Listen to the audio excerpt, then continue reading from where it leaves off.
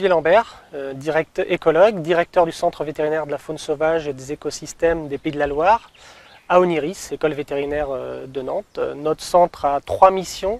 La première, recueillir, soigner et relâcher dans le milieu naturel les animaux sauvages blessés.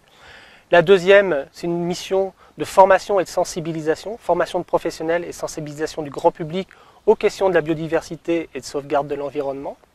Et la troisième mission est une mission scientifique avec 2 programmes, un programme de recherche sur les abeilles sauvages, plus spécifiquement, et un programme de recherche de surveillance des maladies de la faune sauvage.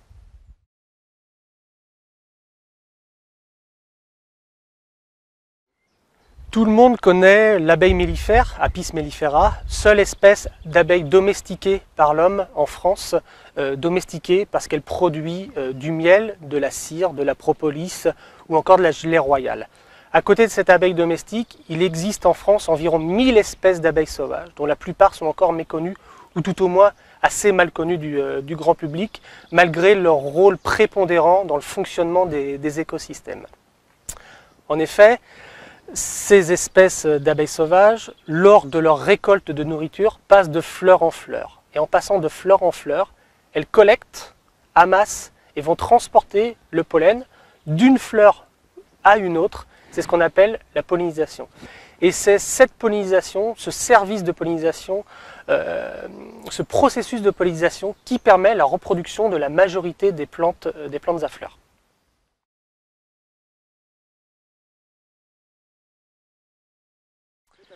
Cette diversité des abeilles sauvages s'exprime de plusieurs manières différentes. D'abord, on a des variations morphologiques, c'est-à-dire qu'on va avoir des abeilles de différentes formes. On a des formes très arrondies, on va avoir des abeilles plutôt allongées, d'autres en forme conique. Ça, c'est la première expression.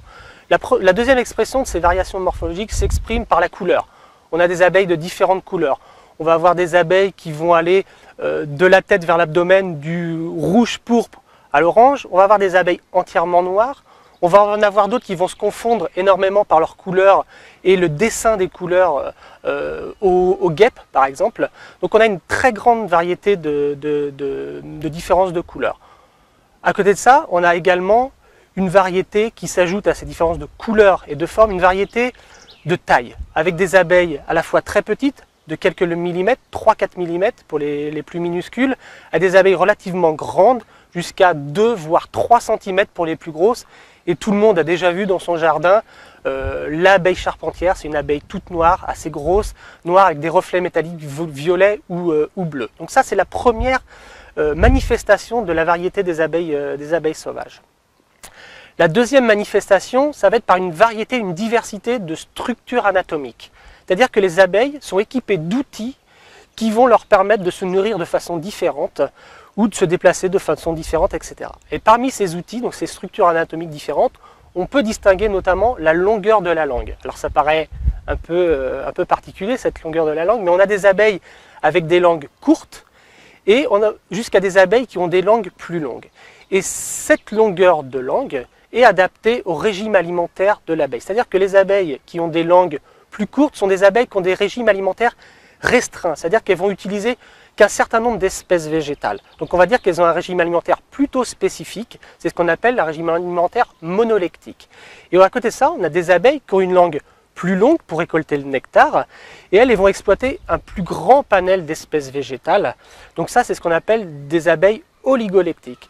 Donc on a toutes les variétés d'abeilles, entre ces abeilles très spécialisées à une, deux, enfin plusieurs espèces de plantes, mais en nombre quand même limité, jusqu'à ces abeilles qu'on va dire plutôt généralistes, avec un grand nombre d'espèces végétales utilisées. Donc ça, c'était sur la longueur de la langue. Ensuite, on peut parler de la taille, de la forme, de la localisation des poils. Ça aussi, c'est une structure anatomique particulière. Et en fonction de leur localisation, de leur forme, de leur densité, de leur longueur, on va avoir différents modes de collecte et de transport du pollen. Il y a des abeilles qui vont avoir beaucoup de poils sur la face ventrale de l'abdomen. C'est certaines espèces d'abeilles, les mégachilles par exemple, c'est des abeilles qui ont, on voit le pollen transporté sur la face ventrale. Et à côté de ça, on a des abeilles qui vont avoir des corbeilles particulières avec des pollens agencés d'une certaine façon. Ces corbeilles qu'on appelle des corbeilles à pollen ou corbicula, tout simplement, les bourdons, on les voit qui font de fleur en fleur avec des grosses pelotes de pollen, de grains de pollen agglomérés. Ça, c'est des abeilles avec des corbeilles. De la même façon que l'abeille domestique possède des corbeilles à pollen que l'on voit très bien quand elle passe d'une fleur à une autre. Donc là encore, on a une grande variété de structures anatomiques de ces poils qui fait la diversité des abeilles. Alors, la diversité des abeilles sauvages peut également s'exprimer, donc on l'a dit, par un régime alimentaire différent, des espèces monolectiques à oligolectiques, mais également par des modes de nidification très variables et très diversifiés.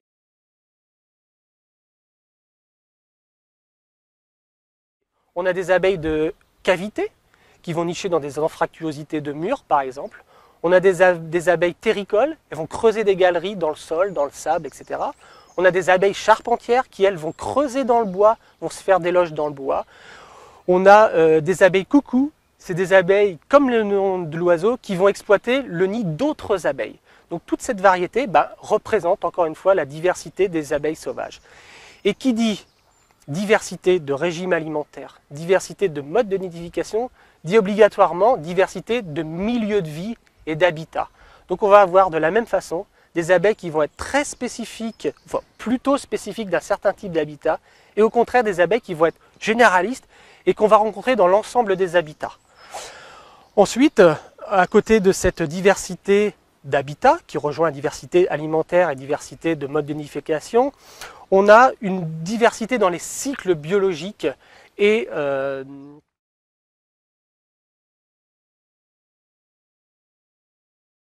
mode de vie. On va avoir des abeilles solitaires, c'est la majorité des abeilles, 80% des abeilles sauvages sont des abeilles solitaires, c'est-à-dire qu'elles vivent seules, elles vont construire leur nid, élever des larves, mais seules. Et à côté de ça, on va avoir tous les stades d'abeilles, jusqu'à des abeilles qu'on va appeler plutôt sociales, qui fondent des colonies, un peu à l'image de l'abeille domestique, qui font une colonie au niveau de la ruche. Là, on a des espèces qui vont fonder des colonies beaucoup moins importantes que l'abeille domestique. Par exemple, les bourdons. Alors c'est le cas des bourdons qui vont faire des colonies de plusieurs centaines d'individus.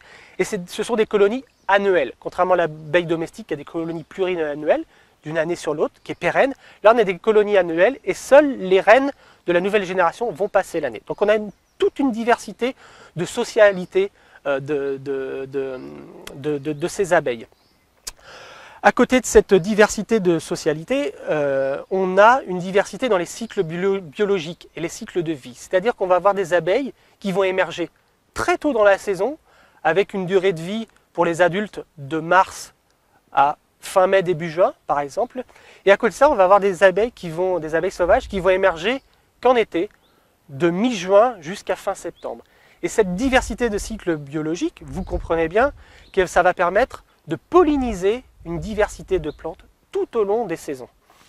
Donc pour résumer, on a environ 1000 espèces d'abeilles sauvages en France qui représentent une grande diversité de régimes alimentaires, de modes de vie, de modes de nidification, de cycles biologiques. Et toutes ces abeilles vont contribuer à polliniser une grande diversité d'espèces végétales. Elles vont permettre la reproduction de ces espèces végétales, surtout le brassage génétique entre ces espèces végétales par le transport de pollen d'une espèce à une autre. Et enfin, elles vont donc au final permettre le maintien de la diversité végétale qui est à la base de la conservation de la biodiversité. Donc ces abeilles domestiques sont essentielles à travers le service de pollinisation qu'elles rendent au maintien de la biodiversité.